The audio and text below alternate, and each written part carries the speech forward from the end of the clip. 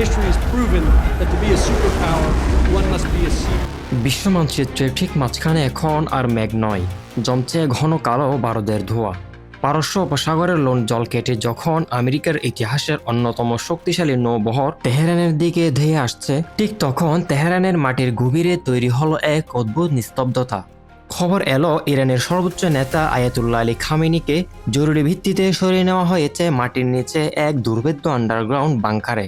ইস্পাত আর কংক্রিটের সে দেয়াল কি পারবে আসন্ন প্রলয় রুখতে, নাকি এটিই হতে যাচ্ছে এক মহাযুদ্ধের চূড়ান্ত মহড়া?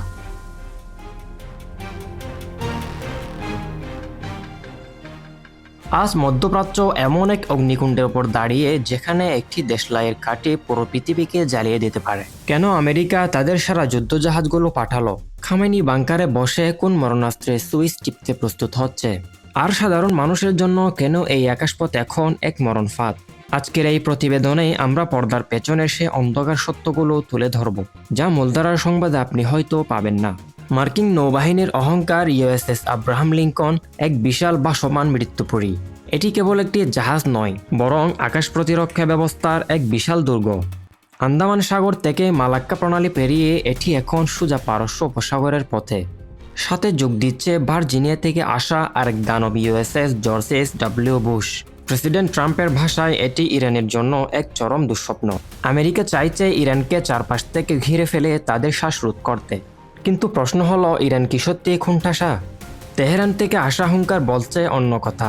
খামেনি বাংকারে গিয়ে নীরব হননি, বরং সেখান থেকে জানিয়েছেন আমেরিকার কোনো রণতরী যদি ইরানের জলসীমার একটি ভুল পদক্ষেপ নেয়, তবে তেল আবিব আর ওয়াশিংটনকে মাটির সাথে মিশিয়ে দেওয়া হবে।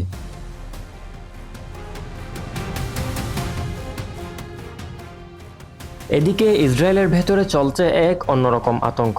তেল আবিবের আকাশ প্রতিরক্ষা ব্যবস্থা আয়রন ডোম এখন রেডি টু ফায়ার মোডে। তুরস্কের পররাষ্ট্রমন্ত্রী হাকান ফিদান বিশ্বকে সতর্ক করে বলেছেন, ইসরায়েল আসলে আমেরিকাকে ঢাল হিসেবে ব্যবহার করে নিজের স্বার্থ হাসিল করতে চাইছে। এটি এমন এক পাশা খেলা যেখানে গুটি চালছে সুপার পাওয়াররা, কিন্তু বলি হচ্ছে সাধারণ মানুষ। কিন্তু আসল নাটকটা শুরু হয়েছে আকাশপথে। কোনো বুলেট শুরু হওয়ার আগেই আকাশপথ ফাঁকা হয়ে গেছে।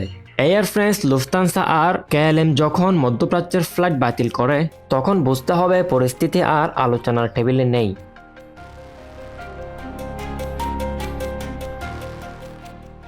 আইনি ও সামরিক সত্য। আন্তর্জাতিক আইন অনুযায়ী কোনো রাষ্ট্র যদি মনে করে তার উপর আক্রমণ অবধারিত, তবে সে অ্যান্টিসিপেটরি সেলফ ডিফেন্স বা আগমন আত্মরক্ষার অধিকার রাখে। ইরান সম্ভবত সে আইনি পথেই হাঁটছে। গোয়েন্দা রিপোর্ট বলছে, ইরান তাদের সমুদ্র সীমায় আবু বকর 83 এর মতো রহস্যময় জাহাজ মোতায়েন করেছে, যা মাইন বিছানো বা ড্রোন লঞ্চিং প্যাড হিসেবে ব্যবহার করা হতে পারে। অর্থাৎ আমেরিকা আক্রমণ করার আগেই ইরান হয়তো পুরো পারস্য উপসাগরকে এক জলজ মাইনক্ষেত্রে পরিণত করে রেখেছে। এখন একবার ভাবুন তো, যদি সত্যি যুদ্ধ শুরু হয়, তবে জ্বালানি তেলের দাম কোথায় গিয়ে ঠেকবে? আপনার কি মনে হয়, আমেরিকা কি সত্যি ইরানের এই বিশাল মিসাইল ভান্ডারের সামনে দাঁড়িয়ে জয়ী হতে পারবে, নাকি আলোচনার মাধ্যমে এখনও শান্তি সম্ভব? আপনার মূল্যবান মতামত কমেন্ট বক্সে অবশ্যই জানাবেন। আপনার একটি বিশ্লেষণ হয়তো আমাদের নতুন করে ভাবতে সাহায্য করবে।